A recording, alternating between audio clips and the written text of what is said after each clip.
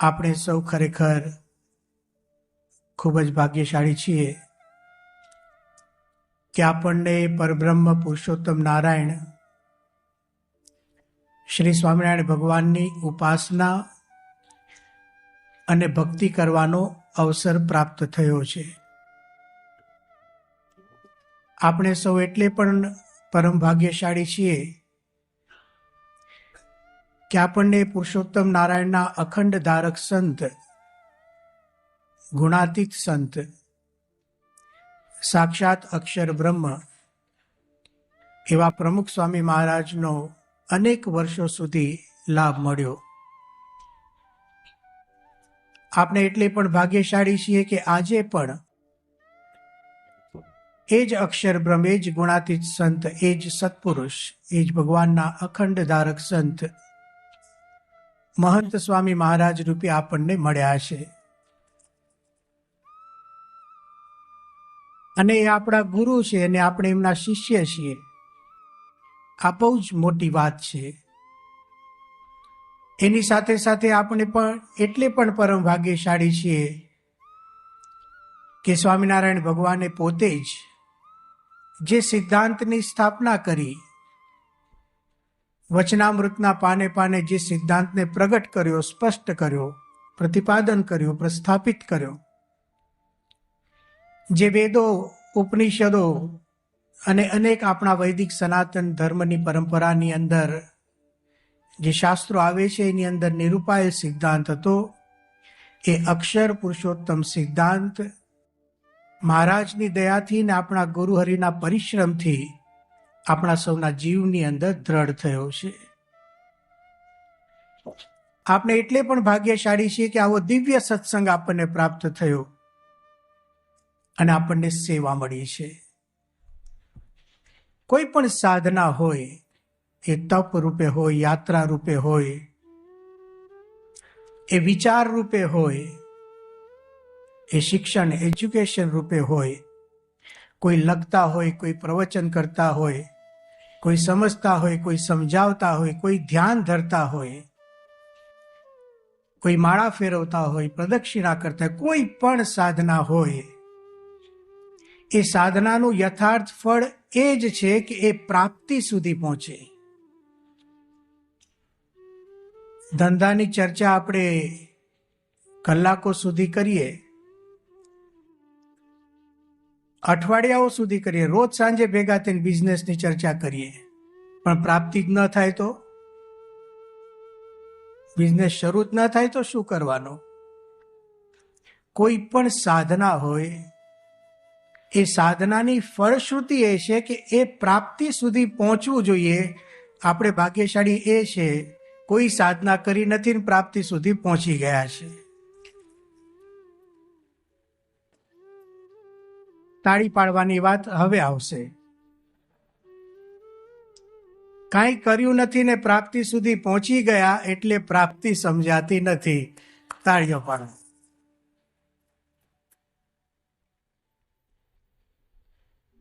લૌકિક માર્ગમાં કોઈ વિશ્વાસની જરૂર પડતી નથી. રોજ એક્સિડન્ટ થાય છે, રોજ થાય છે, ખબર પણ છે, વાંચીએ પણ છીએ, બીજાને કહીએ પણ છીએ, નજરે પણ જોઈએ છીએ. ફ્લાઇટની અંદર અચાનક ફ્લાઇટ ઉડે અને હવાની અંદર ધડાકો થાય ને બધા જ મરી જાય. સાંભળી છે આ વાત? સાચી છે આ વાત? જેને ખોટી લાગતી હોય આંગળી ઊંચી કરો કે ફ્લાઇટ કોઈ દિવસ તૂટે જ નહીં, કારનો કોઈ દિવસ એક્સિડન્ટ થાય જ નહીં, એમ કેટલા માને છે?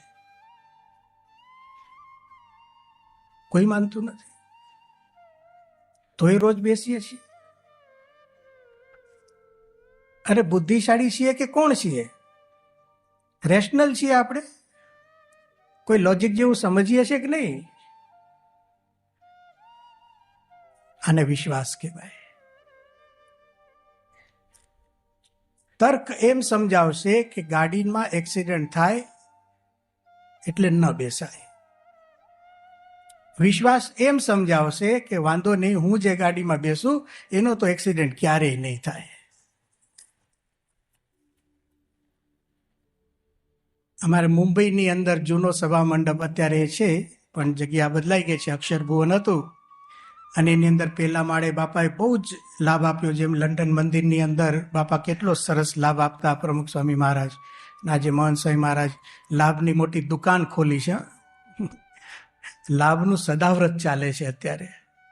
જેને જેટલું જોતું એટલું લઈને જાઓ. તો મુંબઈની અંદર બાપા ખૂબ જ લાભ આપતા હતા. તો એમાં કેવું હતું કે જે સભા મંડપ હતો એમાં આખા 2 માળ કે 3 માળ સુધી, આ સીલિંગ જેમ ઊંચું છે ને એમ સભા મંડપનું સીલિંગ બહુ 2 માળ ઊંચું હતું અને 2 માળ ઉપર પંખા લગાડેલા હતા. અને બહુ જૂના સમયના પંખા તમે જોયા હોય તો એના રેગ્યુલેટર 6, 7 નંબર સુધી જતા હોય. અને એને નીચે જે પેલું આવે ને એ મિલિટરીના ટોપા જેવું હોય, આટલું મોટું. જોયા છે આ પંખા તમે? રવિવારની સભા ચાલતી હતી, બધા નિરાંતે પંખાની હવા ખાતા હતા. પંખો તો કોઈ દિવસ પડે જ નહીં, શક્ય જ નથી. કેમ? અમે તો લોજિકમાં માનીએ છીએ, અમે તો બુદ્ધિશાળી છીએ. પંખો તો કોઈ દિવસ પડે જ નહીં. અને એકદમ બધા ફટાફટ ઘરની અંદર જઈએ, સીધી સ્વિચ પાડવાની. ચાલુ રવિ સભામાં આધ્યાત્મિક ક્રિયા હતી આ તો. એમાં ખબર નહીં ભગવાનનું કરવું અને પંખો છટક્યો ઉપરથી અને પડ્યો. ઇન્ડિયામાં તો આવું બહુ જ બને. હા, નોર્મલ છે અમારા માટે તો. એ જે પડ્યો, આપણે એક કાર્યકરના ખભા ઉપર પડ્યો, જમણા ખભા ઉપર. તો ડાબા પગે તો અડધો હાથ કપાયેલો જ હતો, એટલે હતો જ નહીં. અને એક સાજો હતો ને એ ખભા ઉપર પડ્યો. અમે તમને એક દાખલો આપ્યો કે પંખા પડતા હોય છે. હવે તમે જ્યારે જ્યારે પંખા નીચે બેસો ને ત્યારે ધ્યાન રાખજો.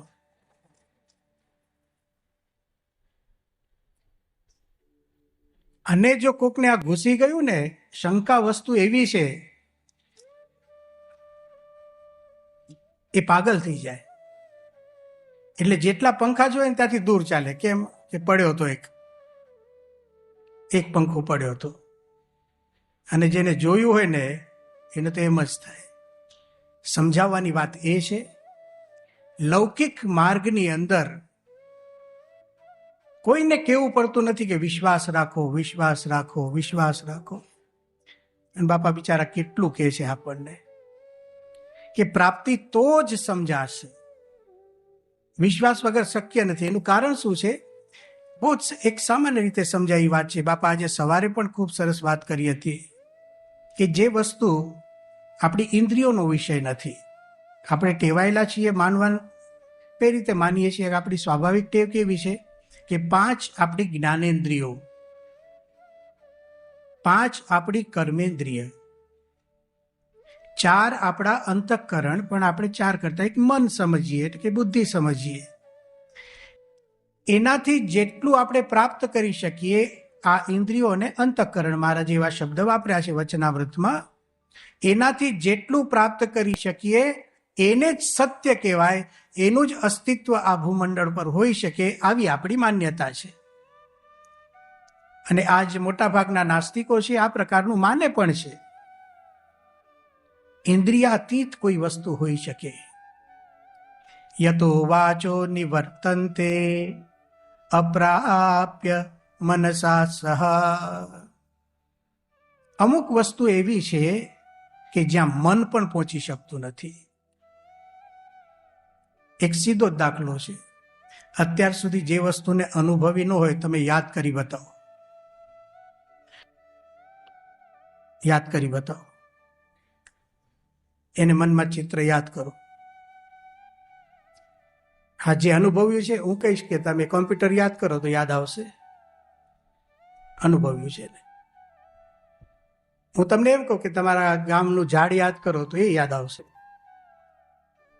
આપણે દેશની અંદર નદીઓના કિનારે ઝાડ હોય, ભલે ઘણી નદીઓમાં પાણી ન હોય, યાદ આવે કે નહીં? જે વસ્તુનો ક્યારેય અનુભવ 5 જ્ઞાનેન્દ્રિયે કર્યો નથી, 4 અંતઃકરણોએ કર્યો નથી, 5 કર્મેન્દ્રિય એના માટે પ્રવૃત્ત થઈ નથી, શું આપણે એને ઇન્દ્રિયથી ગ્રહણ કરી શકવું? શું બુદ્ધિનો પ્રયોગ શક્ય જ કેવી રીતે છે? ત્યારે વિશ્વાસ કામ લાગે છે. ચંદ્ર ઉપર માણસ જઈ શકે છે એ બાબત સાચી છે કે ખોટી છે? જે લોકો સાચી કહેતા હોય જરા એકવાર આંગળી ઊંચી કરો. ચંદ્ર ઉપર માણસ જઈ શકે છે. હજી ઘણા આમ કરે છે, લગભગ બધા માને છે. ફરીથી હાથ ઊંચા કરજો. કેટલા ચંદ્ર ઉપર ગયા છે?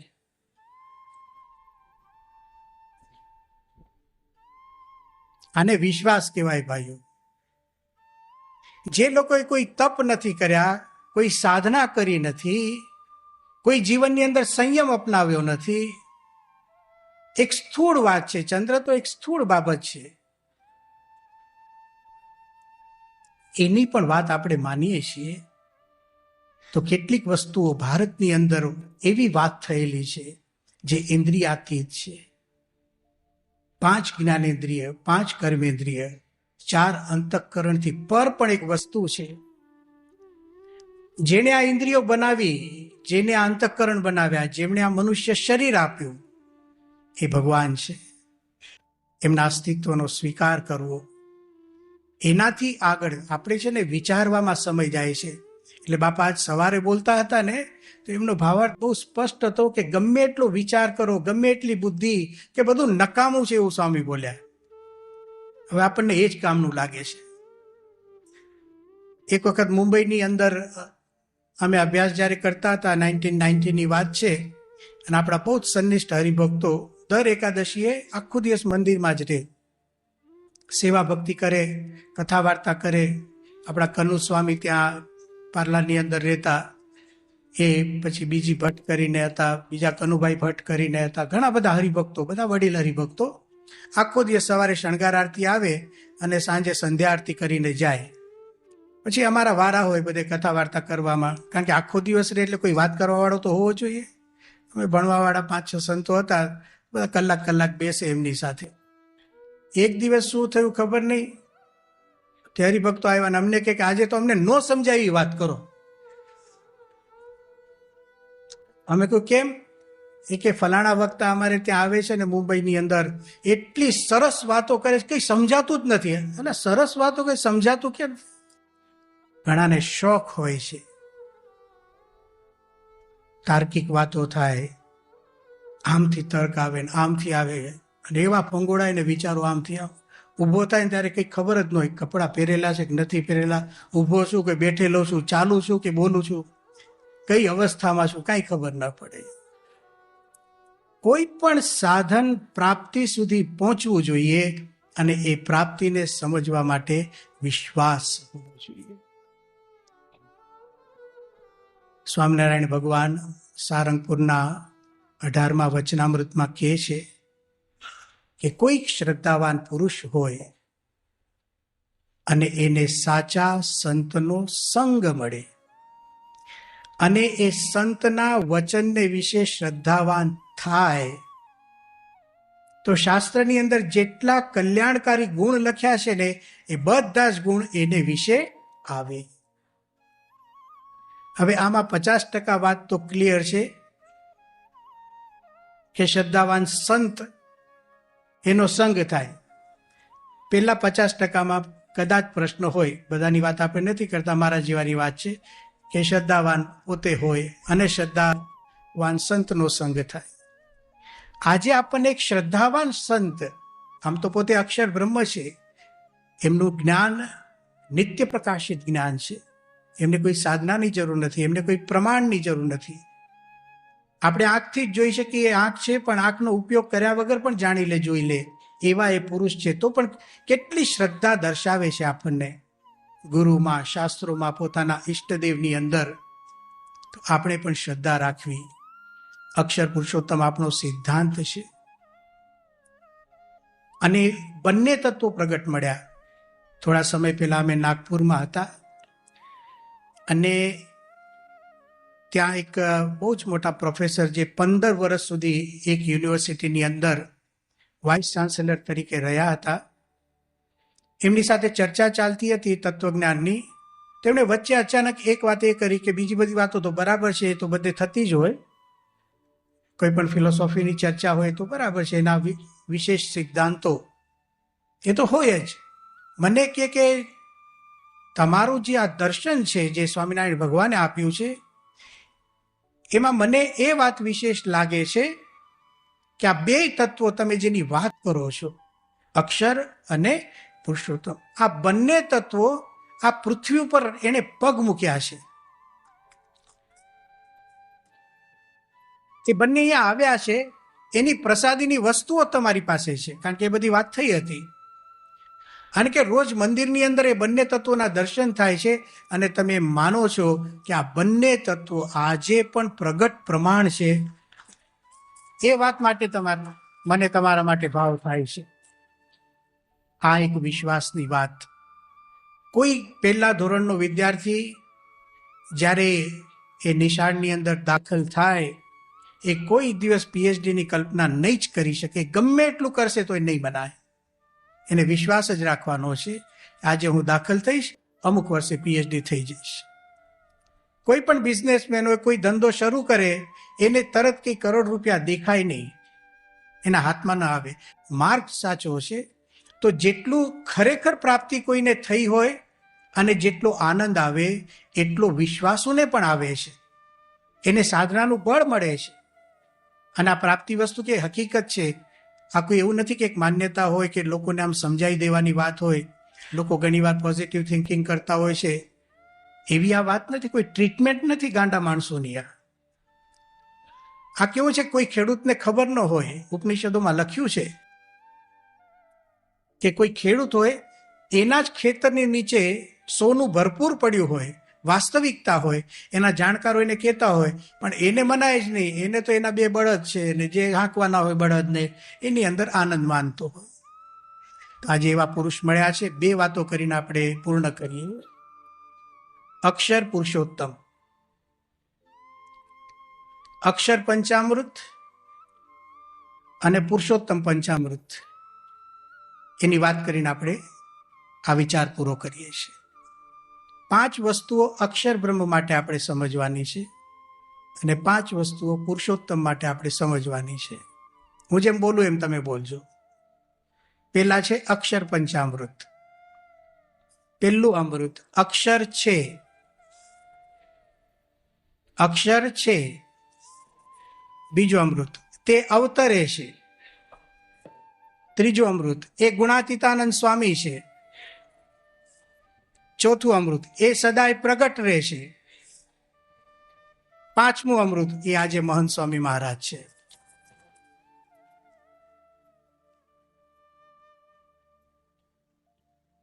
ફરીથી આપણે બોલીએ. બોલો. નંબર 1 અક્ષર છે. 2 એ અવતરે છે. ત્રીજું અમૃત એ ગુણાતીતાનંદ સ્વામી છે. ચોથું અમૃત એ સદા પ્રગટ રહે છે. અને પાંચમું અમૃત મહંત. આપ જો કોઈ પણ વસ્તુ જો મહંત સ્વામી મહારાજ સુધી ન આવી તો ફળ ક્યારેય નહીં મળે. આ સ્પષ્ટ સિદ્ધાંત છે. એટલે બાપાએ આજ સવારે એમ કીધું કે બીજા માને કે ન માને, આપણે તો માનવાનું છે. હવે આ મેં અક્ષર પંચામૃત કહ્યું ને, તમારે પુરુષોત્તમ પંચામૃત આ જ રીતે ગોઠવી લો. તો પહેલું અમૃત કયું છે? પુરુષોત્તમ છે. બીજું અમૃત એ અવતરે છે. ત્રીજું એ સ્વામિનારાયણ ભગવાન છે, એ સદાય પ્રગટ રહે છે. આજે ક્યાં છે?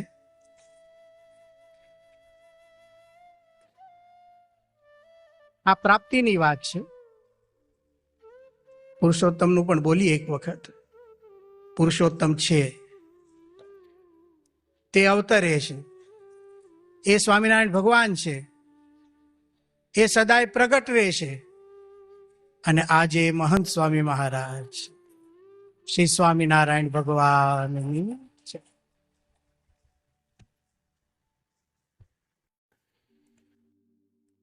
પરમ પૂજ્ય મહંત સ્વામી મહારાજે આપણને કૃપા કરી અને પ્રાપ્તિ એટલે શું?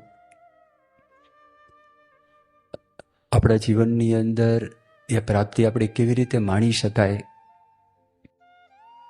એનું બહુ અદ્ભુત, સચોટ અને સુંદર માર્ગદર્શન આપણને આપ્યું. હમણાં આપણને પૂજ્ય ભદ્રેશ સ્વામીએ વાત કરી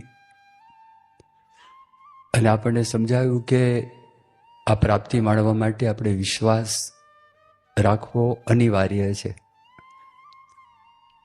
હમણાં પેનલ ડિસ્કશનની અંદર પણ એ પ્રાપ્ત કરવા માટેની સાધનાના મૂળભૂત સાધનો કયા છે તેમાં પણ આપણને દાસભાવની વાત કરી, આપણને ગુણ ગ્રહણની વાત કરી. અત્યારે આપણને પરમ પૂજ્ય મોહન સ્વામી મહારાજનો જે પત્ર સ્ક્રીન ઉપર વાંચ્યો અને પૂજ્ય નારાયણ મુનિ સ્વામી એ પત્રનું વાંચન કરતા હતા, એમાં પરમ પૂજ્ય મોહન સ્વામી મહારાજ એવું લખે છે, બીજું, દિવ્ય દ્રષ્ટિમાં અપાર સુખ છે. આમાં બે વાત આવે છે કે દિવ્ય દ્રષ્ટિ અને અપાર સુખ. અપાર સુખ એટલે જેની કોઈ સીમા નથી, જેની કોઈ લિમિટ નથી, જેનો કોઈ અંત નથી, અને જે અનવધિકાતિશય એટલે કે અતિશય છે.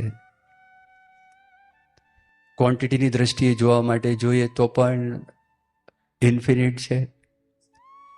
ક્વોલિટીની દ્રષ્ટિએ જોવા માટે જઈએ તો આ જગતની અંદર જે કંઈ આપણે ભૌતિક પદાર્થમાંથી સુખનો અનુભવ કરીએ છીએ, માનપાનમાંથી આપણે સુખનો અનુભવ કરીએ છીએ, એના કરતાં એ જુદું છે ક્વોલિટીની દ્રષ્ટિએ.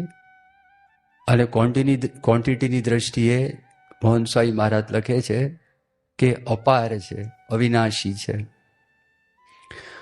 તો તમે જો શ્રીજી મહારાજ કરુણા કરીને આ લોકમાં પધાર્યા અને આ લોકમાં શ્રીજી મહારાજના યોગની અંદર જે કોઈ સંતો હરિભક્તો આવ્યા એ બધાને છતી દેહે શ્રીજી મહારાજે આજે બ્રહ્માનંદ કો આ દિવ્ય સુખ એનો અનુભવ કરાવ્યો. પણ શ્રીજી મહારાજ એટલા બધા ઉદાર હતા અને શ્રીજી મહારાજ એટલા બધા જેનરસ હતા કે શ્રીજી મહારાજે એવું વચન આપ્યું કે આ પૃથ્વી ઉપર હંમેશા હું ગુણાતીત સંતો દ્વારા, અક્ષર બ્રહ્મ દ્વારા પૃથ્વી ઉપર પ્રગટ રહીશ. એટલે ગુણાતીતાનંદ સ્વામી, ભગતજી મહારાજ, શાસ્ત્રીજી મહારાજ, યોગીજી મહારાજ, પ્રમુખ સ્વામી મહારાજ અને વર્તમાન કાળે મોહન સ્વામી મહારાજ દ્વારા સાક્ષાત શ્રીજી મહારાજ સંતો, ભક્તો અને એમના યોગની અંદર જે કોઈ આવે છે એ લોકોને આ સુખ આપી રહ્યા છે, એનો સ્વાદ છે, સ્વાદ ચખાડી રહ્યા છે. સાધનાની વાત કરી અને કહ્યું કે દિવ્ય દ્રષ્ટિમાં અપાર સુખ છે. શ્રીજી મહારાજના વખતમાં આપણે નિષ્કુળાનંદ સ્વામીનો વિચાર કરીએ તો નિષ્કુળાનંદ સ્વામીના ભજનની અંદર આજે પ્રયોગ છે, શબ્દ પ્રયોગ, એનો ઉપયોગ કરે છે. નિષ્કુળાનંદ સ્વામી પોતે કહે છે, ભાગી જાગ્યા આજે જાણવા, એની અંદર પોતે વર્ણન કરે છે, ભૂદર મળતા ભલું થયું, ફેરો ફાવ્યો આવાર, ફેરો ફાવ્યો આવાર, સુખ તણી શ્રી માતે શી કહું, મને મોદ અપાર, મને મોદ અપાર, ભાગ્ય જાગ્યા રે આજ જાણવા, આજ આનંદ વધામણા, હૈયે હરખ ન માય, હૈયે હરખ ન માય, અમળતી વાત તે આવી મળી, શી કહું સુખની સીમાય, શી કહું સુખની સીમાય. ભાગ્ય જાગ્યા રે આજ જાણવા. આ બંને જે કડીઓ છે ને એમાં અપાર સુખ, સુખતણી સીમા તે શી કહું, એટલે સુખની કોઈ સીમા જ નથી. અમળતી વાત તે આવી મળી, શી કહું સુખની સીમાએ. આ કડીની અંદર અપાર સુખનું નિષ્કુળાનંદ સ્વામી પોતે વર્ણન કરે છે. એમના જીવનમાં જે અનુભવ થયો એ અનુભવના આધારે આ પેલા નિષ્કુળાનંદ સ્વામીએ 3 પદો લખ્યા. એ 3 પદો 8-8 લીટીના હતા. અને આ પદ લખ્યું નિષ્કુળાનંદ સ્વામી 22 લીટીનું પદ લખ્યું. અને નિષ્કુળાનંદ સ્વામીનો જે છક, નિષ્કુળાનંદ સ્વામીનો ગર્વ, કયો પોઝિટિવ અર્થમાં કહું છું તમને, અભિમાનના અર્થમાં કહેતો નથી. મહારાજ સાક્ષાત પ્રાપ્ત થયા. તે પ્રાપ્ત થયા લોકોને કલ્યાણનો પ્રશ્ન હોય છે. કલ્યાણ થશે કે નહીં થાય, આ બધા વિચારો એમના મનની અંદર આવતા હોય છે. પ્રમુખ સ્વામી મહારાજ પાસે એક સંન્યાસી આવેલા હતા મુંબઈની અંદર. એમણે સ્વામીને વાત કરી કે સ્વામી, હું કેટલા બધા વર્ષોથી ગંગોત્રીની અંદર રહું છું. ગંગોત્રીની આગળ તપોવન છે. તપોવનની અંદર પણ મેં ત્યાં આગળ 1 વર્ષ રહીને સાધના કરી છે. 12 મહિના સુધી આ 4 ધામની અંદર રહેવું બહુ મુશ્કેલ કામ છે. જ્યારે શિયાળો આવે ત્યારે કેદારનાથ, બદ્રીનાથ, યમુનોત્રી, ગંગોત્રી, ત્યાંથી માણસો બધા હટી જાય. ભગવાનની મૂર્તિ છે તો ભગવાનની મૂર્તિ બદ્રીનાથમાંથી ભગવાનની મૂર્તિને પણ લઈ અને જોશીમઠની અંદર મૂર્તિ લઈ આવે. એટલી બધી ઠંડી હોય તો તમને એકદમ વેરાન પ્રદેશે દેખાય. હવે એવા સ્થાનની અંદર કોઈ 12 મહિના સુધી રહે, એ શું ખાતા હશે? એ ગંગાની અંદર રોજ સ્નાન કરવા માટે જાય, ઠંડા પાણીએ સ્નાન કરવા માટે જાય, વિષ્ણુ સહસ્ત્ર નામનો પોતે જાપ કરે. અને ઘણી બધી વખત એને શ્રીમદ ભગવદ્ ગીતા અને શ્રીમદ ભાગવતના અનુષ્ઠાન કર્યા. એમણે કીધું કે આટલું બધું મેં કર્યું છતાં ભગવાનને મને કોઈ ઝાંખી થઈ નથી. તો મારા પર તમે દયા કરો, કૃપા કરો કે મને ભગવાનના દર્શન આ જન્મમાં થશે કે નહીં થાય. આવી પ્રમુખ સ્વામી મહારાજને એમણે વાત કરી. નિષ્કુળાનંદ સ્વામી સુથારી કામ કરતા હતા. નિષ્કુળાનંદ સ્વામી કે ભણેલા નહોતા. અને નિષ્કુળાનંદ સ્વામી સાવ સામાન્ય હતા. અને નિષ્કુળાનંદ સ્વામી સાધુ થયા. સાધુ થયા પછી પરમહંસોને જે તકલીફ પડી, પરમહંસોને મુશ્કેલી પડી ને, એવું કહેવાય છે કે ભગવાન સ્વામિનારાયણના વખતની અંદર સ્વામિનારાયણ ભગવાને 3000 સંતો કરેલા હતા. અને 3000 સંતોમાંથી એવું કહેવાય છે કે 500 સંતો તો એમને મારી નાખેલા. એની કોઈ નોંધ નથી, એનો કોઈ ઉલ્લેખ નથી. કારણ કે પ્રમુખ સ્વામી મહારાજનો એવો મત પડે છે. અક્ષરધામમાં આતંકી હુમલો થયો તો ઘણા લોકોને એવું કેવું હતું કે જ્યાંથી ટેરરિસ્ટ લોકો દાખલ થયા, એ જે રસ્તો એ લોકોએ લીધો, જે સ્થાનની અંદર જે યાત્રિકોને એ લોકોએ મારી નાખેલા હતા, એ બધા જ સ્થાનની અંદર તમે કંઈક મૂકો કે જેને કરીને અક્ષરધામની અંદર આવતા માણસો છે તે માણસોના મનમાં એમ થાય કે ચલો આવું કર્યું. પ્રમુખ સ્વામી મહારાજે વાત કરી કે અક્ષરધામમાં માણસ દાખલ થાય, આપણે એને હિંસા છે યાદ નથી કરાવી, એના મનની અંદર તમોગુણ ઉત્પન્ન થાય એવું નથી કરાવવું. એમને ભગવાન યાદ રહે, ભગવાને જે ઉપદેશો આપ્યા છે એ યાદ રહે, એના મનની અંદર શાંતિ થાય, અંતરમાં શાંતિ થાય. એ આપણે આવું કરવું છે. તો મહારાજના વખતની અંદર આ બધા પરમહંસો એ ધામમાં જતા રહ્યા હતા. અને એટલી બધી તકલીફ હતી, એટલી બધી મુશ્કેલી હતી. આપણે શ્રીજી મહારાજનું વર્ણન કરીએ છીએ ને, આપણે શ્રીજી મહારાજની વાત કરીએ છીએ કે શ્રીજી મહારાજ એ પોતે આ બધા એક રાતની અંદર 500 પરમહંસોની દીક્ષા આપી. આ બહુ મોટી સિદ્ધિ આપણે વર્ણન કરીએ છીએ. પણ પરમહંસોની દીક્ષા એટલા માટે આપી કે સાધુના વેશની અંદર લોકોને ખબર પડતી, જે દ્વેષી હતા, કે આ લોકો સ્વામિનારાયણના સાધુ છે, સ્વામિનારાયણના બાવા છે, એટલે એને મારતા, એની કંઠી તોડી નાખતા, એની પૂજા છે, મૂર્તિઓ બધી ફેંકી દેતા હતા, એની જોડીની અંદર અભક્ષ્ય વસ્તુ નાખી દેતા હતા, બહેનોને એની પાસે મોકલીને ઉપવાસ કરાવડાવતા હતા. આ બધી પરિસ્થિતિ હતી ને મારપીટ થતી હતી, તો શ્રીજી મહારાજે વાત કરી, હવે તમે એકલા વિચરણ કરો, બધાને પરમહંસની દીક્ષા આપણે આપી દઈએ છીએ. તો નિષ્કુળાનંદ સ્વામી પરમહંસ હતા. અને નિષ્કુળાનંદ સ્વામી જ્યારે આ ભજન લખે છે તે વખતે આપણી જે સત્સંગની પરંપરા છે, સત્સંગની પરંપરાની અંદર આપણને ખબર છે કે એમના શરીર ઉપર, ગાતરિયા ઉપર 50 તો થીગડા હતા. અને થીગડામાં રહી અને નિષ્કુળાનંદ સ્વામી આ લખે છે, કારણ કે નિષ્કુળાનંદ સ્વામીને દરેકમાં દિવ્ય ભાવ હતો. નિષ્કુળાનંદ સ્વામી કહે છે ભગવાનના યોગમાં આવ્યા, એ બધાનું કલ્યાણ થયું. અને નિષ્કુળાનંદ સ્વામી એમણે આ વર્ણન કર્યું, આપણે વાત કરી દિવ્ય દ્રષ્ટિ, બધાને દિવ્ય સમજ.